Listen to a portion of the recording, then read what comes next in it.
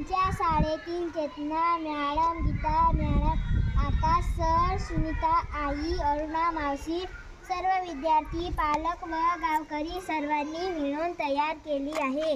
माझ्या वडिलांनी रोपे तयार करायला वांगे, टमाटे, मिरचीच्या बिया दिल्या आहेत.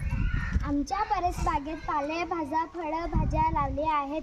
वांगे, टोमॅटो, मिरची, मेथी, कोथिंबीर, कांदा, दुधी भोपळा इत्यादी लावले आहेत. आमच्या परसबागेत अद्रक, हळद, तुळशी, पुदिना, गवती चहा, लिंबू, अडुळसा, कोरफड, कढीपत्ता, नागवेल, परणपुटी, आवळा या औषधी वनस्पती लावल्या आहेत.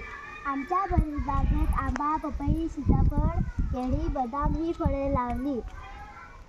आम्ही सर्व मिळून परसबागेची काळजी घेतो. रोजच्या आहारात भाजीपाल्याचा वापर करून उरलेला भाजीपाला आम्ही गावात विकून देतो.